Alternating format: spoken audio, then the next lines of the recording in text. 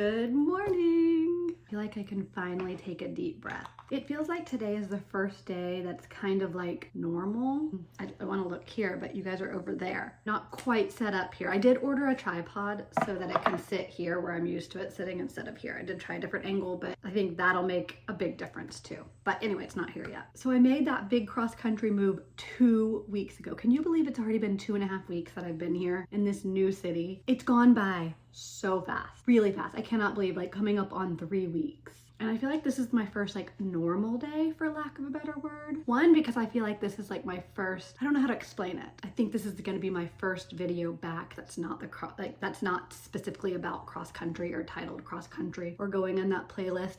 But by the way, if this is your first video, please note that I just made a huge cross country move from the West Coast all the way over here to the East Coast. And I vlogged it all, and it's all in a playlist. So if you missed anything, you can go catch up there. I couldn't let the cross country videos go on forever, even though they were fun and exciting and you guys really enjoyed them. I think another reason it feels kind of normal now, you know, more of a normal day, is because today I'm going out, which is very exciting. So we kind of moved here sight unseen, and I don't know anybody out here, which is kind of crazy. My parents do live in North Carolina, but they live on the other side of California, on the other side of North Carolina. And speaking of the other side of North Carolina, they are safe. The area they were in wasn't affected too much by Hurricane Helene. I do have some other family members that were affected.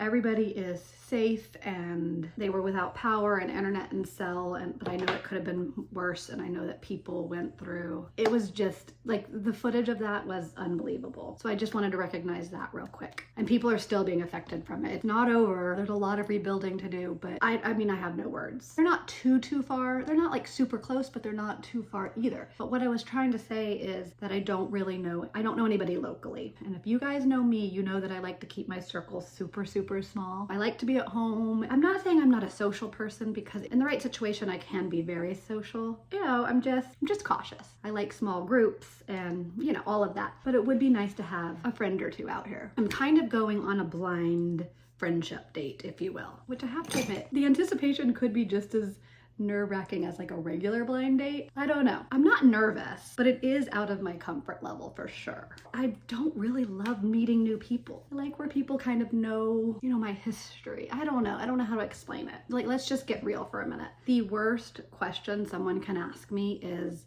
how many kids do you have? In any situation, like in a date or a friendship or just meeting anybody new. In general, it's a hard question to be asked. I just want people to already know that, honestly.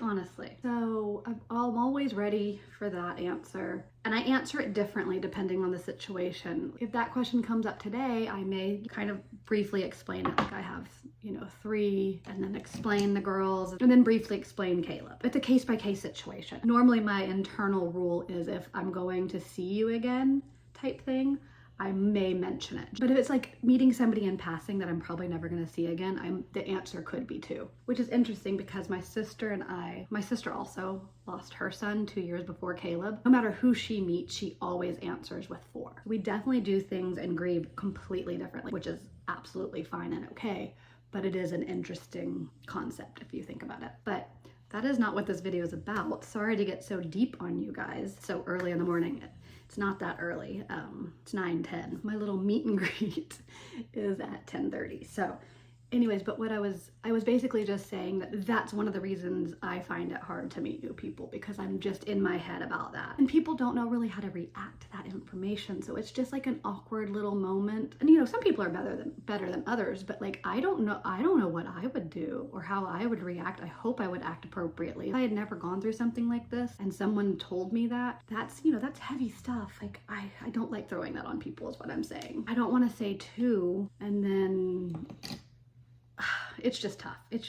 That aside, I am very excited the possibility of having a friend out here, and I think that's so important. Just to have somebody out here will be super nice. And I feel like meeting new friends is kind of like dating, because I think it's important people you surround yourself. I don't like drama. I try to steer clear of it, and I think that's one reason I keep my circle so small, is because I don't want any toxicity in my life, and I've just spent so much time trying to surround myself with good people. So finding good people, whether it's friendship-wise or dating-wise. I think it's just tough. I also know myself well enough to know that I'm not the best at reaching out to people and making plans or like initiating plans. But if someone reaches out to me and says, hey, let's grab lunch, then 99% of the time say yes. I'm not usually the person that will reach out to that person. And it's just, I won't normally initiate it. And I am trying to work on that and get better about that. I know that about myself. I guess I should kind of explain how this blind friendship thing came about in the first place. I was kind of wondering how I was gonna meet people out here.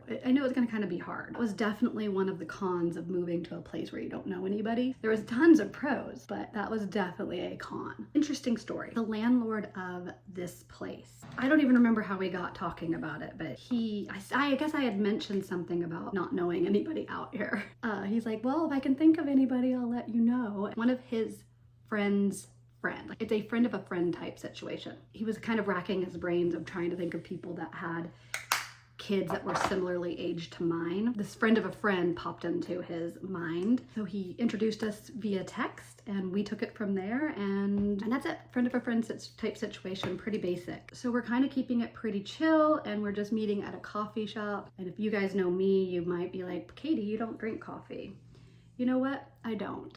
But it's okay because coffee shops are just kind of easy and there's always something I can get. She says this place is a good place because it does have like lunch foods. Like perfect. I can always get lunch and a water or something like that. You know what I mean? So we're just gonna quickly meet at like a local place. I know exactly where it is. I've passed it several times. I'm still figuring out my way around here, but I could make it to this place without directions. And then, so we're meeting first and then we plan on getting the girls together at like a later date. I am going to do my hair and then I'll be back. We'll either pick out an outfit together or I'll show you my outfit. Either way, I will be back. How long do I have? Time check, it is 9:25. So I have plenty of time, I feel.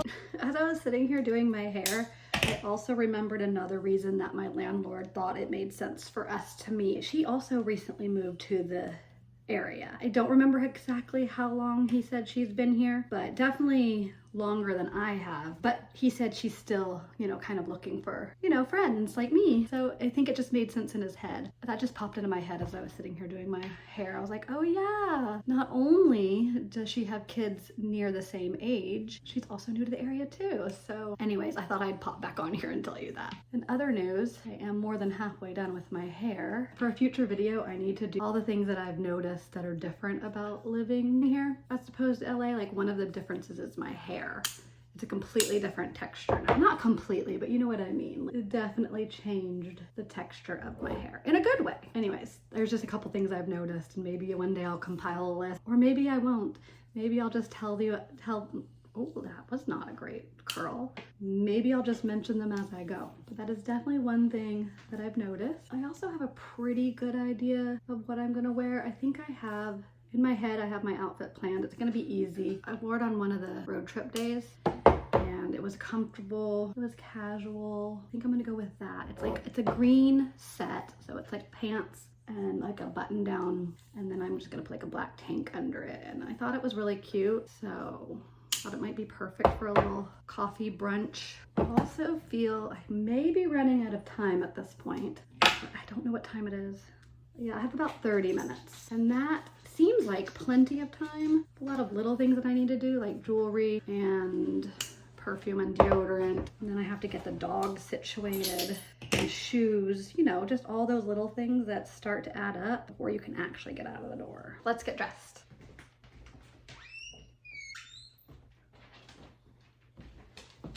This is the outfit I think I'm gonna go with. I think it's gonna work and I don't really have time to do any other changes. Let's get these sleeves rolled, get some earrings in. Not gonna lie, it is a little bit wrinkled.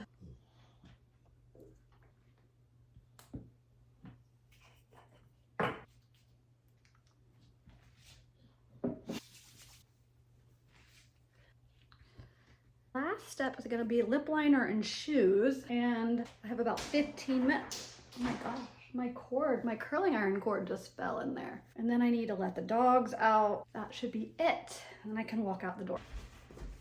Still don't know where I stashed everything. Texture spray. Clean hair, dirty it up. Hair done. What else did I have to do? Lip liner. Okay, lip liner and shoes.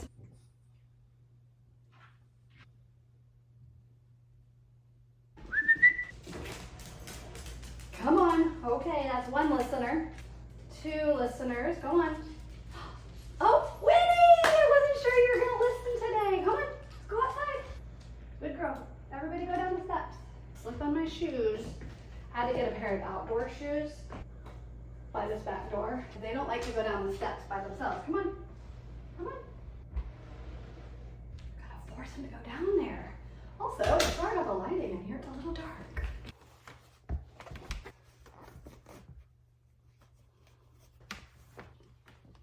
I forgot to show you a whole outfit of the day, but just believe me when I say it's cute.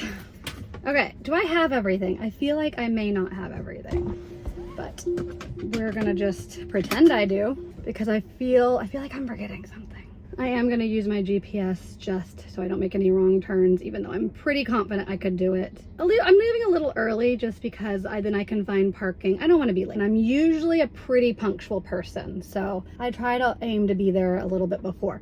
The other good thing about not living in LA is parking. I don't really have to stress about parking. There's a parking lot and I can park. In LA, it was always street parking, and it was just one of those, I learned to live with it, but it was definitely something that it stressed me out.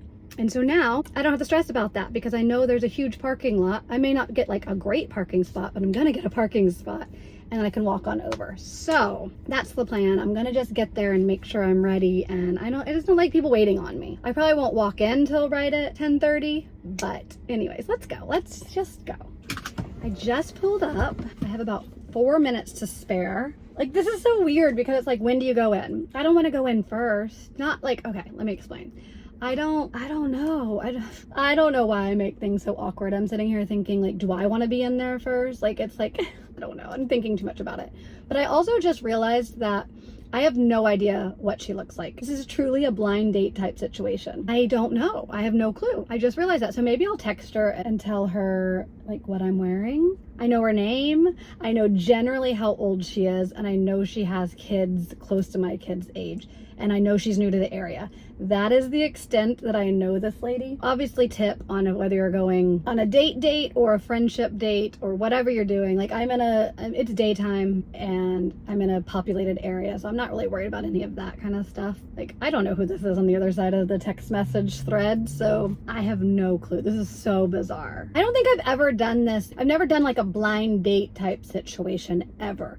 Like all my Bumble dates, I at least know what they look like. So I know who I'm looking for, if that makes sense. I cannot recall a time when I was meeting somebody that I did not know what they looked like. Have I ever? I don't think so. I'm gonna stop rambling. I'm gonna go in there. I'm sure it's gonna be a good time. Hopefully we get along. I'm sure we will. I did it. I did it. I did it. She was lovely. Super friendly, super outgoing. I just feel better knowing that I have somebody that if I needed something I could text, where to go for this or where, just like little things like that. Just 2 moms who just chatted for a little bit. We're both divorced, and so we had that in common that we chit-chatted a little bit with. We were there for about an hour and a half, so we chatted. It was cool. I'm glad to know someone. It's kind of nice to know someone in the area. Yay, that was good. That's really it. Like, there's not much to say about it other than she was super sweet. Now we're gonna switch gears and we're gonna go home. I have a little bit of housework to get done today, and I also have to edit a video for you guys today. That's what we're gonna go home and do. We're gonna go see those pups, and we're gonna continue our day. Little tiny update. Not a tiny update, just update. I sat in bed for a little while because I wanted to, mainly. I like to edit in different places. Sometimes I'll sit like at a table or a desk. A lot of times I'll sit on the couch and edit, and then every once in a while I will sit in my bed and edit. It's all edited together completely. It took me a while because it was a lot of footage for some reason this day. And I'm finally caught up. I'm finally caught up. Am I caught up or do I have one more? I think the one that I'm filming right now, the one you're seeing right now it's caught up. I don't know, I've thoroughly just confused myself. It doesn't really matter, but my point is that it was a lot of footage. It's now the afternoon. That took me a long time is my point. Honestly, I don't know why I picked up the camera, but I feel like I was just laying in bed too long. I could not get to sleep last night because I was watching, I was watching The OC. I have never watched it before, but the reason I was watching The OC is because I'm so off track. I was literally telling you about vlogging, but then I remembered why like I wanted to be in my bed because I was stayed up last night watching too much TV and I didn't get a good night's sleep. So I was a little tired. So I was like, maybe that's why I wanted to get in the bed. I've got some energy now. But I was watching The OC because of Adam Brody, because I watched that new Netflix show with him and Kristen Bell in it. What's it called? No One Wants This or something like this. Something like that. So now I'm in love with a rabbi, like everybody else. I've seen it all over. I didn't really know who Adam Brody was before I watched that. Then I found out he was in The OC, and I had heard of The OC, but it was just not one of those shows that I watched. So my point is I started watching The OC last night, and I think I got through like 2 or 3 episodes. And then, because I was starting to fall asleep and I didn't want to miss anything, so to really fall asleep, I know this is a bad habit, I do fall asleep watching television. Then I turned on No One Wants This again, because I want to watch it again, because I miss it, honestly. I really don't know what I'm rambling about. My point was I'm almost done with editing, and I came out, I just didn't want to be in bed anymore, so I've come out here. I have to now watch the whole video again and make sure like everything's good to go. And then I also have to find like a thumbnail, and I have to title it and do all like the little things, you know? So I figured I'd come out here and I'd sit at the little dining room table and I would get that done for the day. It's gonna be time to start dinner. So basically all I'm saying is it's time to wrap this video up. Here I am, wrapping this video up. And I just wanna say thanks for watching, and I love you, and I will see you guys next time. Let me know if you too are in love with a rabbi or Adam Brody. I don't know are we more in love with Adam Brody or the rabbi? Tell me, let's discuss in the comments. Okay, all right, that's all I wanted to say. I love you all, bye.